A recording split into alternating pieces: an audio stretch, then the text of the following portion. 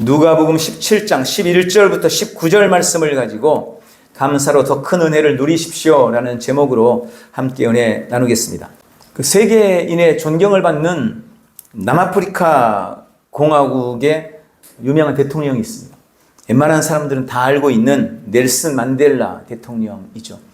그분은 자유를 위해서 헌신했었고 그 자유를 위해서 노력하다가 무려 27년 동안이나 감옥에서 생활을 해야만 했습니다. 27년이나 옥에 갇혀 있었어요. 그가 출소할 때 그의 나이는 70세가 되었습니다. 그런데 감옥에 무려 27년이나 있었고 출소할 때 그의 나이가 70세였음에도 불구하고 출소한 그의 모습이 너무나 젊은 사람 같았고 건강한 모습을 유지하고 있었습니다. 그리고 출소한 그 만델라에게 한 기자가 다가가서 그렇게 물었답니다. 다른 사람들은 5년만 감옥살이를 해도 건강을 잃어서 나오는데 어떻게 당신은 27년 동안이나 감옥 생활을 했음에도 불구하고 그렇게 건강한 모습으로 나올 수 있었습니까? 라고 물었습니다. 그때 이 넬슨 만델라가 그 기자에게 대답했답니다. 감사가 해답입니다. 나는 늘 모든 것에서 하나님께 감사했습니다. 하늘을 보면서 감사했고 땅을 보며 감사했습니다. 물을 마시며 감사했고 음식을 먹을 때마다 감사했습니다. 아침에 일어날 때 감사로 시작했고 하루를 마감할 때 감사로 마감했습니다. 강제 노동을 할 때도 나는 감사로 기도하며 노동을 했었습니다. 그것이 내가 건강을 유지했던 비결입니다. 라고 말했습니다. 얼마든지 불평할 수 있는 환경이었을 것입니다. 자유를 위한 억울한 옥살이였기 때문에 불평이 나올 수밖에 없었을 거예요. 그러나 그는 불평 대신 감사를 선택했고 그 감사가 만델라의 건강을 유지시켰고 그는 그 늦은 나이에 출소해서 나중에 노벨 평화상을 받고 결국은 이 남아프리카 공화국의 대통령까지 되어지는 그런 선물을 얻게 되었습니다. 그리고 이러한 감사의 유익은 실험을 통해서도 증명되었다고 합니다. 캘리포니아 대학 심리학과 로버트 에머슨이라는 교수와 마이클 맥컬로프 교수는 감사에 대한 실험을 하게 되었습니다. 실험에 자원한 사람들을 세 그룹으로 나누어서 첫 번째 그룹의 사람들에게는 늘 감사한 일을 떠올리고 그것을 계속적으로 말하겠고 두 번째 그룹의 사람에게는 기분 나쁜 일을 떠올리기 위해서 늘 불평하고 원망의 말을 하도록 했던 겁니다. 그리고 세 번째 부류의 사람에게는 그냥 일상적인 말을 하도록 했습니다. 그리고 그 세 그룹을 관찰을 했는데 당연한 결과지만 감사에 집중했던 첫 번째 그룹들의 사람들이 다른 그룹의 사람들보다 월등하게 건강했고 행복감을 느끼더라는 것입니다. 그는 계속해서 그 대학생들을 대상으로 감사 일기를 쓰게 했습니다.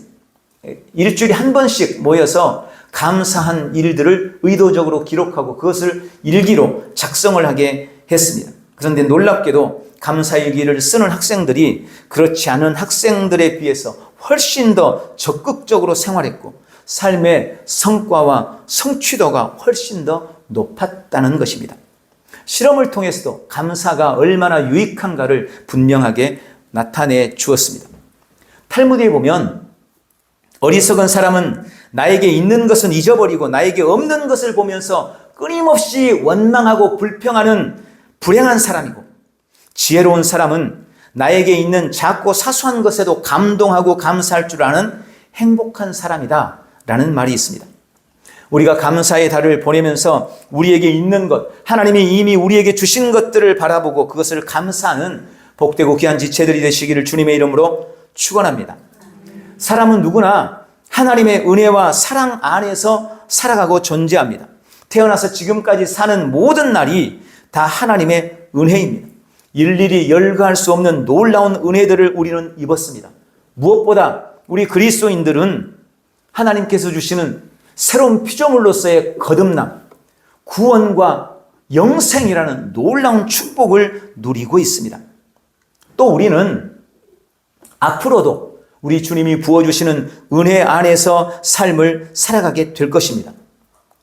은혜로 살아왔고 은혜로 살아가는 것이 우리 인생인 것입니다. 성경에는 주님의 은혜로 살았던 수많은 사람들의 이야기가 있습니다. 오늘 본문에도 예수님께 특별한 은혜를 입었던 사람들의 이야기가 기록되어 있습니다. 그들은 절망스럽고 불행한 인생들이었습니다. 그러나 그들은 극적인 반전의 은혜를 누리게 됩니다. 아무리 애써도 끊을 수 없었던 불행의 사슬을 끊어내고 소망의 새로운 삶을 시작하게 되었습니다. 오늘 이들의 이야기를 통해 하나님께서 우리에게 주시는 약속과 말씀을 발견해내고 그 은혜를 누리는 우리 모든 지체들이 되시기를 주님의 이름으로 축원합니다. 오늘 주님은 이 본문의 이 사건을 통해서 은혜가 감사가 더 큰 은혜를 누리는 비결이라고 우리에게 말씀하고 계십니다. 본문에 10명의 문둥병자들이 등장합니다. 그들이 어떤 사람이었는지는 구체적으로 기록되어 있지 않습니다. 그러나 우리는 그들이 문둥병자라는 그 한 가지 사실로 그들이 얼마나 인생의 지독한 불행의 굴레 아래 있는지를 능히 짐작할 수 있습니다. 우리는 그들이 불행한 사람이었다고 감히 단언할 수 있습니다. 그들이 문둥병자였기 때문입니다. 당시 이 나병, 문둥병자는 하나님이 주시는 저주였어요. 그것은 결코 끊어낼 수 없는 절망이라고 여겼습니다. 그런데 그 불행의 운명이 바뀌는 기적이 이들에게 나타난 것입니다. 저는 오늘 본문 안에서 그들이 운명을 바꾼 중요한 이유를 몇 가지로 묵상을 했습니다. 첫 번째, 그들은 예수님을 만났습니다. 그들이 운명을 바꿀 수 있었던 가장 결정적인 이유는 그들이 예수님을 만났다는 것입니다. 본문에 예수님께서 예루살렘으로 가시는 길에 한 마을에 들어가십니다. 그런데 그곳에서 무려 10명의 문둥병자를 만납니다. 여러분, 당시 이 문둥병자들, 나병 환자들은 하나님으로부터 저주를 받았다고 여겼고, 그리고 이 나병이 가진 전염성 때문에 철저하게 격리된 삶을 살아야만 했습니다. 성경에 보면 이 나병 환자들이 격리됐던 곳이 한 군데 나오는데 그것이 베다니예요. 베다니에 예수님이 친히 사랑하셨던 마리아와 마르다 그리고 나사로가 살고 있었죠. 그 베다니 땅이 이 나병 환자들의 운집처였어요. 그곳에 나병 환자들이 대단히 많았습니다. 그런데 지금 여기 이 예수님이 가신 이곳은 베다니가 아닙니다. 그런데 무려 10명의 사람들을 만나게 된 것입니다. 문둥병자들은 격리돼서 함부로 나다닐 수가 없어요. 밖으로 함부로 나왔다가는 돌을 맞기 십상입니다. 돌 맞아 죽어도 뭐라고 할 수가 없어요. 그리고 어쩔 수 없이 나오게 되면 저 멀리 사람들이 오면 나는 부정한 사람입니다 라고 소리쳐서 사람들이 자신에게 가까이 오지 못하도록 경계해야만 했습니다. 그러자면 그냥 돌을 맞는 거예요. 그랬던 사람이었습니다. 그런데 베다니도 아닌 이 지역에 무려 10명의 문둥병자가 출몰하게 된 거예요. 이것은 그들이 일부러 예수님을 만나기 위해 예수님이 계신 곳으로 찾아왔다고 하는 것을 이 10명의 문둥병자들이 있는 것을 통해서 어렵지 않게 유추해 볼 수가 있는 것입니다. 그들은 돌에 맞아 죽을 수도 있는 그런 위험을 감수하고 예수님을 만나기 위해 예수님을 찾아왔던 것입니다. 그리고 예수님을 만남으로 그들의 운명을 바꾸게 됩니다. 예수님을 만남으로 인생이 바뀌고 운명이 바뀐다는 이것은 우리 인생의 어떤 불행도 아무리 극한의 절망 속에 있다 하더라도 예수님을 만나면 해결된다는 것을 보여주고 있습니다. 인생은 반드시 예수님을 만나야 하는 것입니다.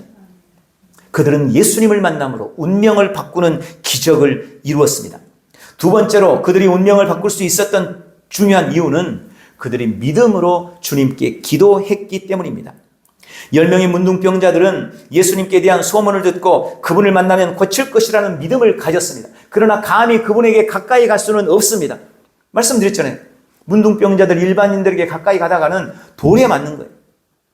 그래서 그들은 가까이 오지도 못하고 있었습니다. 그리고 12절에 보니까 그들이 멀리 서서 예수님을 향하여 소리칩니다. 소리를 높여 가로되 우리를 불쌍히 여기소서. 예수님 우리를 불쌍히 여겨주십시오. 그리고 바로 그 한마디가 그들을 살린 것입니다. 많은 말이 필요 없었습니다. 예수님 우리를 불쌍히 여기소서 그 한마디 외침만으로도 충분했습니다. 기도 응답은 우리의 간절함에 대한 주님의 반응이라고 보시면 됩니다. 우리는 기도 응답을 자꾸 주님이 내가 원하는 대로 뭔가 해주기를 기대하고 그것만을 기도 응답이라고 생각을 하죠. 이렇게 해주세요 그러면 주님이 이렇게 해줘야 돼요. 저렇게 해주세요 그러면 주님이 저렇게 해줘야 돼요. 그게 우리는 기도 응답이라고 생각해요. 아니요. 기도 응답은 그게 아닙니다. 기도 응답은 우리의 부르짖음, 우리의 간절함에 대한 주님의 반응입니다. 주님이 우리에게 어떻게 반응하시느냐, 주님이 어떻게 우리에게 응답하시느냐. 때로는 주님이 아니야 거절할 수도 있어요. 그것도 응답인 거예요. 때로는 주님이 기다려 아직 때가 안 됐어. 그것도 주님의 응답인 거예요. 물론 어떨 때는 주님이 그래 내가 줄게 바로 주시기도 하시죠. 주님의 우리를 향한 반응, 이것이 응답이라는 것을 확신하시기 바랍니다. 오늘 본문에 우리 주님이 그들의 외침에 14절에 보니까 예수님이 그들을 보셨다라고 기록하고 있습니다. 예수님이 들으시고 예수님이 보셨습니다.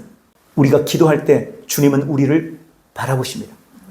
우리가 기도할 때 주님은 우리의 기도를 들으십니다. 주님이 보시고 바라보는 그 기도가 오늘 이 10명의 문둥병자들의 운명을 바꾸었던 것입니다. 우리의 믿음의 기도도 우리의 삶의 불행을 꺾어내고 우리의 인생을 바꾸는 기적을 가져올 줄 믿습니다. 세 번째로 그들의 운명을 바꿀 수 있었던 것은 그들이 주님의 말씀에 순종했기 때문입니다. 누가는 오늘 본문의 이 극적인 기적을 매우 명료하게 기록하고 있습니다. 10명의 문둥병자가 예수님 우리를 불쌍히 여기소서라고 외쳤고 그들의 부르짖음을 듣고 예수님이 말씀하십니다. 이르시되 가서 제사장들에게 너희 몸을 보이라. 여기 보니까 예수님이 손을 얹어 그들에게 안수해 주지도 않았고 얼마나 힘들었냐며 그들을 위로해 주지도 않았습니다. 여기까지 오느라고 고생했다 위로 한마디 하지 않으셨습니다. 혹은 고침받을지어다 나을지어다 회복될지어다 선포하시는 것도 아닙니다. 그저 그렇게 말씀하신 거예요. 가서 제사장에게 너희 몸을 보이라. 멀리서 예수님께 외치는 그들을 보시면서 예수님도 그렇게 말씀하지 않으셨겠어요? 가서 너희 몸을 제사장에게 보여라. 이걸로 끝이었어요. 그런데 더 놀라운 건 만져주시지도 않고 그들에서 특별히 안수를 해준 것도 아니고 무슨 위로를 해준 것도 아니고 그냥 저 멀리서 너희 몸을 제사장에게 보여라 라는 그 예수님의 말 한마디에 10명의 문둥병자들이 순종했다는 것입니다. 아직 몸이 고쳐진 게 아니에요. 여전히 진물이 흐르고 있습니다. 그럼에도 그 10명은 다른 어떤 말도 없이 예수님이 말씀하신 대로 그들의 몸을 보여주기 위해 제사장들에게도 가고 있었습니다. 그리고 바로 그 순종이 기적을 일으켰습니다. 14절에 보니까 그들이 가다가 깨끗함을 받은지라. 여러분, 그들이 가다가 깨끗함을 받았습니다. 예수님의 말씀에 순종하여 가던 중에 치유가 일어나는 겁니다. 순종하여 가던 중에 진물이 줄줄 흐르던 얼굴이 깨끗해졌습니다. 순종하여 가던 중에 새하얗게 문드러졌던 손에 새살이 돋아난 겁니다. 여러분, 10명이에요. 그들의 믿음도 다 제각각이었지 않겠습니까? 어떤 사람은 믿음이 큰 사람이 있었겠지만 어떤 사람은 믿음이 작았을 거고 어떤 사람은 믿음이 강했겠지만 어떤 사람은 믿음이 약했을 것입니다.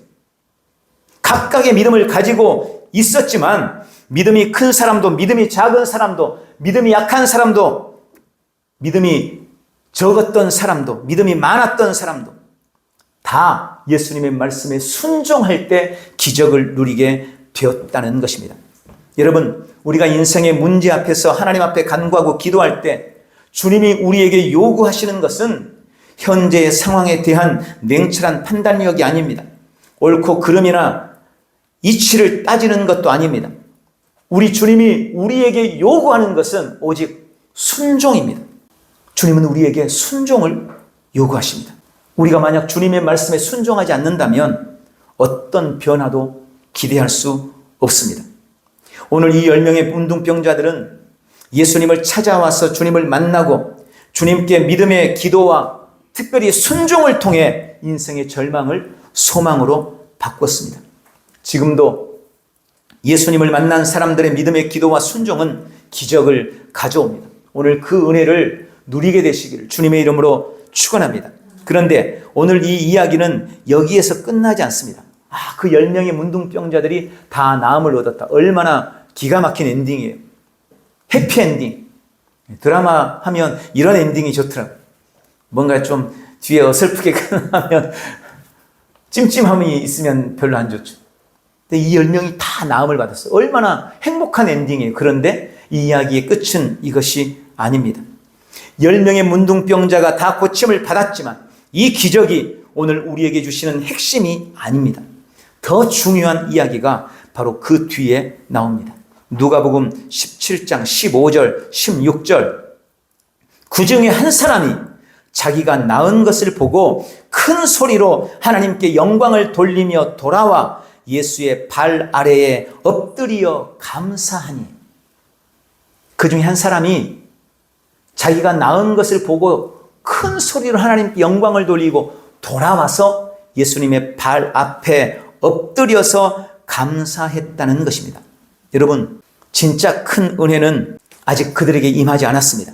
진짜 좋은 것, 가장 좋은 것은 아직 그들에게 오지 않았습니다. 주님이 진짜 그들에게 주시기 원하시는 것은 단지 육신의 치유가 아니라 그들의 영혼을 구원하는 것이었습니다.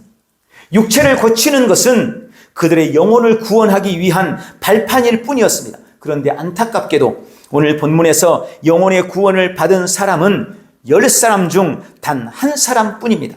그리고 그 한 사람은 바로 감사하는 사람이었습니다. 지금도 주님은 감사하는 사람을 위해 가장 좋은 것을 준비하십니다. 감사하는 사람은 더 좋은 것을 누리게 되는 것입니다. 그것이 오늘 이 사건을 통해, 이 말씀을 통해 우리 주님이 우리에게 주시는 약속인 것입니다. 감사가 최고의 축복의 길이며 감사가 더 큰 은혜를 누리는 비결임을 믿으시기 바랍니다. 그러므로 두 번째로 우리는 감사하기를 잊어서는 안 됩니다. 10명의 문둥병자가 예수님의 말씀을 듣고 제사장에게 몸을 보이기 위해 가고 있었습니다. 그런데 가다가 그들은 자신의 몸이 깨끗해진 것을 발견하게 됩니다. 그리고 그 후 그들의 반응이 나뉘게 됩니다.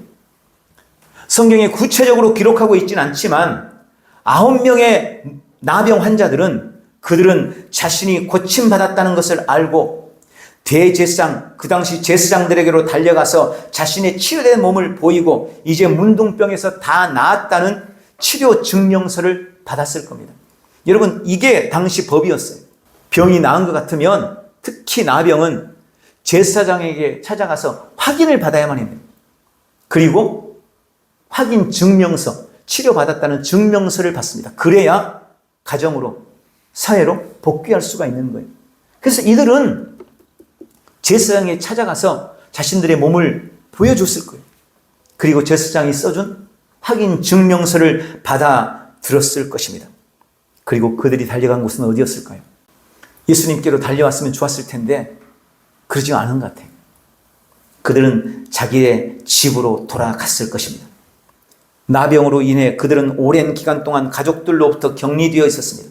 사랑하는 아내와 사랑하는 자식과 사랑하는 부모님과 떨어져서 그들을 마음대로 얼굴도 볼 수 없었습니다. 이제 다시는 그들의 얼굴을 만질 수 없을 것이라고 절망했었을 것입니다. 그런데 이제 다시 사랑하는 사람들을 만나고 그들을 만지고 그들을 안을 수 있게 된 거예요.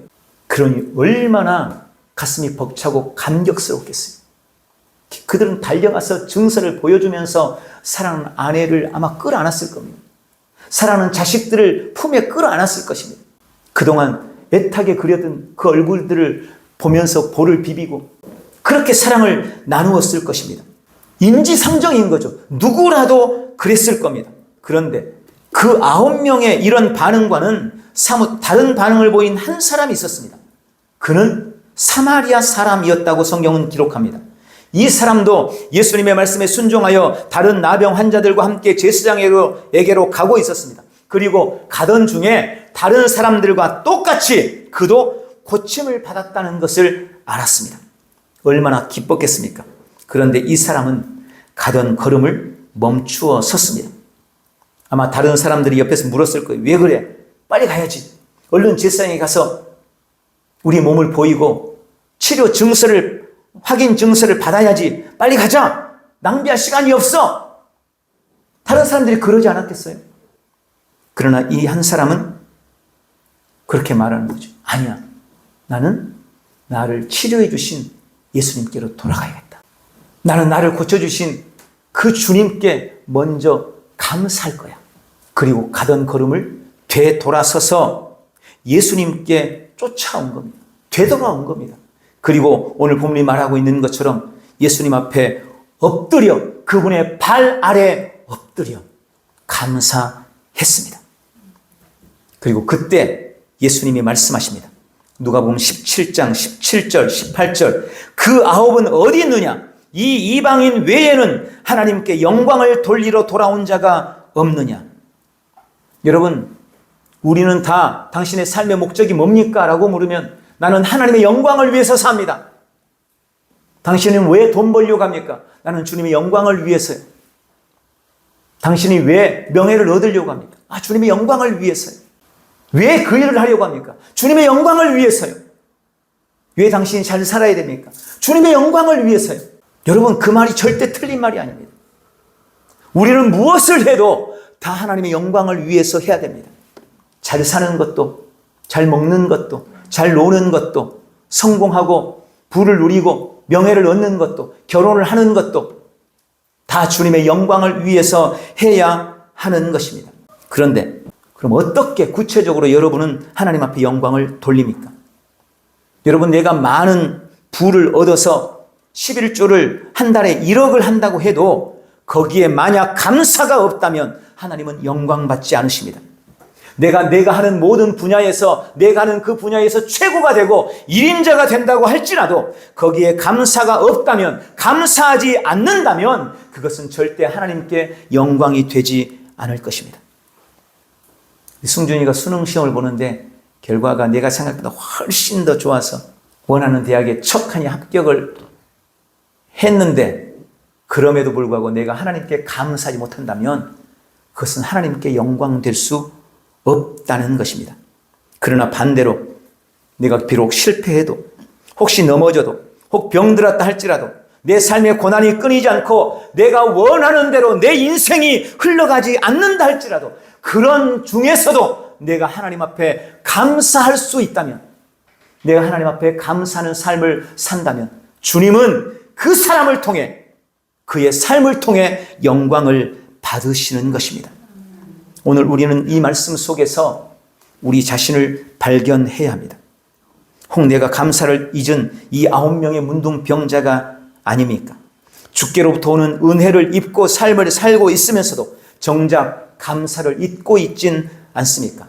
오늘 주님은 10명 중 단 1명만 돌아온 것에 대해 섭섭함을 감추지 않았습니다. 안타깝고 아쉬워했습니다. 17절 10사람이 다 깨끗함을 받지 아니하였느냐? 그 9은 어디 있느냐? 10사람이 다 깨끗함을 받지 않았느냐? 그런데 그 9은 어디 있느냐? 주님이 이렇게 직접 말씀하신 거예요. 그리고 진짜 복, 궁극적인 은혜, 가장 좋은 것을 돌아와서 예수님 앞에 엎드려 감사한 바로 그 사람에게 주십니다. 19절 그에게 이르시되 일어나 가라, 네 믿음이 너를 구원하였느니라 하시더라. 시편 50편 23절의 말씀이 이루어진 겁니다. 감사로 제사를 드리는 자가 나를 영화롭게 하나니 그의 행위를 옳게 하는 자에게 내가 하나님의 구원을 보이리라. 여러분, 감사가 하나님 앞에 영광이 되고 우리가 감사할 때 주님은 우리의 삶의 구원의 은혜와 은총을 허락하시고 우리는 그 구원의 은혜와 능력을 삶에 누리게 되는 것을 믿으시기 바랍니다. 그럼 마지막으로 우리는 감사함으로 날마다 더 큰 은혜를 누려 나가십시오. 여러분, 우리가 늘 하는 말이 있잖아요. 감사가 더 큰 감사를 낳는다. 오늘 본문을 통해 우리 주님이 정말 그렇다고, 그것이 진리라고 말씀하고 계십니다. 감사가 더 큰 감사를 낳습니다. 감사는 본질적인 축복을 우리에게 가져다 줍니다. 감사는 궁극적인 은혜를 누리도록 합니다. 감사는 구원을 얻게 합니다. 오늘 주님이 이 10명의 문둥병자들에게 진짜 주고 싶었던 복, 궁극적인 은혜는 그들의 영혼의 구원이었습니다.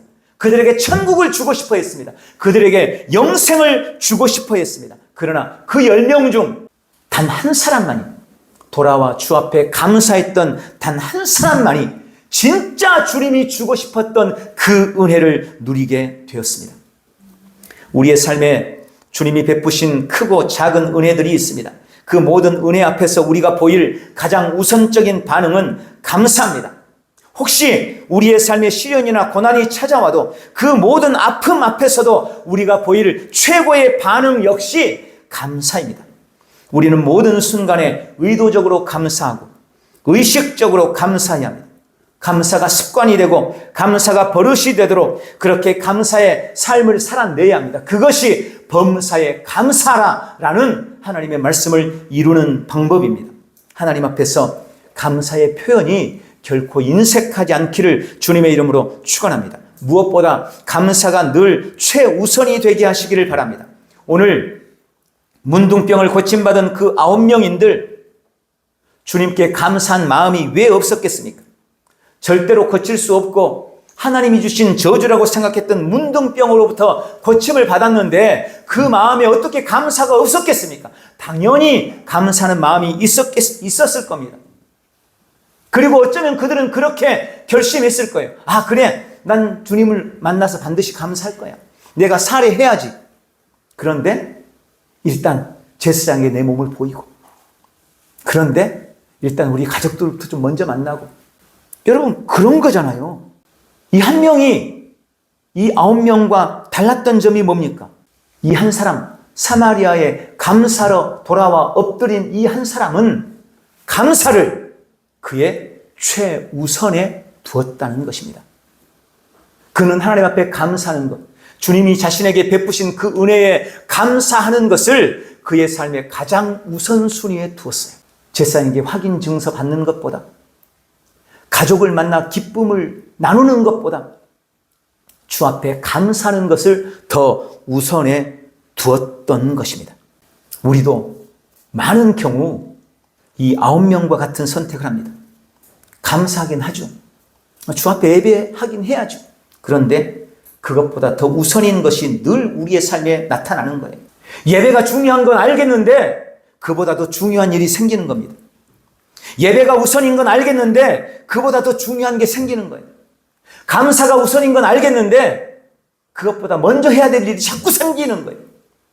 그래서 감사를 미루고, 그래서 예배를 미루는 삶을 살아가는 것입니다. 그것이 우리의 모습이 아닌지 돌아보시기 바랍니다. 그리고 그 말은 결국 예수님이 내 인생의 최우선이 아니라는 것입니다. 예수님이 가장 결정적인 분이라고 여기지 못하는 것입니다. 여러분에게 예수님은 최우선이십니까? 여러분에게 예수님이 모든 삶의 가장 결정적인 분이십니까? 오늘 그런 결단과 결심이 우리 모두에게 있기를 주님의 이름으로 축원합니다. 언제나 감사를, 예배를, 주님을 우리 삶의 최우선순위에 두고 감사가 주는 더 큰 감사, 감사가 주는 더 큰 은혜를 온 삶에 누리는 복된 지체들이 되시기를 예수님의 이름으로 축원합니다.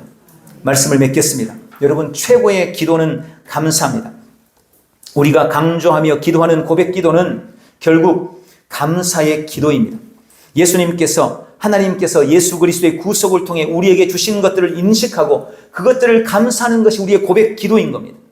그리고 감사할 때 그 감사를 통해, 그 고백을 통해 우리는 우리 안에 생명과 새로운 피조물로서의 신분과 권세와 놀라운 은혜들을 우리의 삶에 풀어내고 그것을 누릴 수 있게 되는 것입니다. 그러므로 범사에 감사를 우선순위에 두기로 결단하고 모든 상황 속에서 감사하기로 결심하고 감사가 주는 은혜와 복을 누리는 복되고 귀한 성도들이 다 되시기를 예수님의 이름으로 축원합니다. 기도하겠습니다. 사랑하는 주님, 감사가 최고의 축복의 기름을 깨닫게 해주시니 감사합니다. 주님은 감사는 사람을 위해 더 좋은 것을, 더 값진 것을, 가장 중요한 것을 늘 준비하시는 분이십니다. 나는 내 삶의 우선순위를 주님께 두고 범사에 감사하기로 결단합니다. 주님보다, 예배보다 더 중요한 것은 내 삶에 존재할 수 없습니다. 결코 존재하지 않을 것입니다. 주님은 언제나 나에게 최선을 주시는 분이시므로 나는 매일 감사로 모든 은혜를 누립니다.